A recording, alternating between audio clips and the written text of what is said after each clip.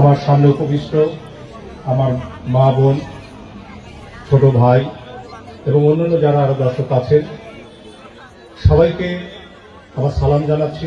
আসসালামু আলাইকুম। এই শীতের মধ্যে আপনাদের কষ্ট হচ্ছে জানি, তারপরেও এই আয়োজনে আমার যে টপিকটুকু মাদক সংক্রান্ত, এখানে জনাব বজলুর রশিদ মুকুল সহ অন্যান্য নেতৃবৃন্দ অনেক আলোচনা করেছেন। মাদকের সুফল কুফল ভালো মন্দ সব দিকগুলো আপনারা জানেন, নতুন করে বলার এখানে কিছু নাই। তারপরে অফিসার ইনচার্জ হিসাবে দুই একটি কথা না বললেই নয়। আমি খুব স্বল্প সময় নিয়ে আপনাদেরকে বলবো, যারা আমার স্নেহের ছোট ভাই যুবক যারা আছেন তারা একটু শুনবেন। মাদক আমাদের, যেমন আমাদের মুকুল ভাই বলে গেছেন, মোবাইলের কুফল। মোবাইলের কারণে মানুষ আজকে বিভিন্ন সমস্যায় জর্জরিত হয়ে যাচ্ছে। কেউ ক্যাসিনো খেলছেন, কেউ জুয়া খেলছেন মোবাইলে। উনি সেটা অবলম্বন করে সেটা ব্যাখ্যা উনি দিয়েছেন। ঠিক সেরকম আমাদের এই যুব সমাজ অবক্ষয়ের যে কারণ, বিশেষ করে 15 থেকে 20 বছর, 25 বছর, 30 বছরের যারা যুবক ভাই আছেন, আপনারা কৌতূহল বশত অনেক সময় সিগারেট খেয়ে থাকেন অথবা কোনো নিষিদ্ধ পণ্য যেটা আমাকে আকৃষ্ট করে সেই মাদককে আপনারা একবার হলেও গ্রহণের চেষ্টা করেন। এই কৌতূহলটাই আপনার জীবনকে বিপদে টেনে নিয়ে যাবে এবং আপনি বিপদগামী হবেন।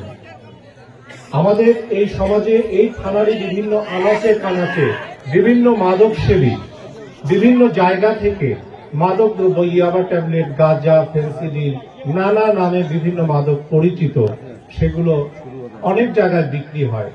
এই বিক্রিটা আমাদেরই আশেপাশের ভাই বোন অথবা যারা মাদক বিক্রেতা, তারাও কিন্তু আমাদেরই কোনো না কোনো ভাবে আত্মীয় স্বজন, ভাই ব্রাদার, তারা বিক্রি করে এবং আপনি প্রতিবেশী হিসাবে আপনি জানেন। এই যে আপনি জানেন, তাদেরকে আমাদেরকে সামাজিকভাবে প্রতিহত করতে হবে, আইনগতভাবে প্রতিহত করতে হবে। আপনি আমি যদি আগায় না আসি, তাহলে আমরা কোনোভাবেই থানা পুলিশের পক্ষে, একার পক্ষে কোথায় মাদক বিক্রি হচ্ছে সেই তথ্যটাও যদি আমি না জানি, তাহলে আমার একার পক্ষে কিন্তু সম্ভব না। অবশ্যই আপনাদেরকে সহযোগিতা করতে হবে। কারণ যার পরিবারে মাদক সেবী আছে উনি জানেন যে তার কি যন্ত্রণা। কারণ এই মাদক সেবী যখন তার পরিবার থেকে টাকা পাবে না, তখন তার সংসারের গৃহস্থলীর পণ্য, বাবার টাকা, মায়ের গহনা চুরি করবে এবং পরবর্তীতে যখন বাড়ির জিনিসপত্র শেষ হয়ে যাবে তখন সে রাস্তাঘাটে চুরি ছিনতাই করবে এবং এই রাস্তাঘাটে চুরি ছিনতাই করার পরে সে একজন অপরাধী হয়ে উঠবে এবং সেই সাথে সে একজন মাদক সেবী হয়ে উঠবে। তাই আমরা আজকে আমাদের যারা আমরা গার্ডিয়ান আছি, আমার সন্তান সন্ধ্যার দিকে কি করে, সন্ধ্যার পরে সে বাড়িতে থাকে কিনা, সে নিয়মিত পড়াশোনা করছে কিনা, সে মোবাইলে আসক্ত কিনা এবং সে অন্য কোনো ধরনের খারাপ অ্যাক্টিভিটিস তার আছে কিনা, এগুলো আমাদেরকে গার্ডিয়ান হিসেবে আমাদের সেই সন্তানদেরকে দেখতে হবে। সন্তানদের গতিবিধি, তাদের চলাফেরা আমাদেরকে সব সময় নজরে রাখতে হবে। আমি যদি এটা করতে না পারি, আমার গার্ডিয়ান হিসেবে আমি যদি আমার সন্তানের দেখভাল না করতে পারি, তখন আলটিমেটলি আমার উপরের দায় দায়িত্ব চলে আসে এবং আমার এই সন্তানটা সমাজের বুকে যাওয়া একটা সন্তান হয়ে যাবে এবং আমি আমার মা হিসাবে বা আমি বাবা হিসাবে আমি একজন ব্যর্থ পিতা বা মা হিসাবে আমি সমাজের চোখে দেখা দিব।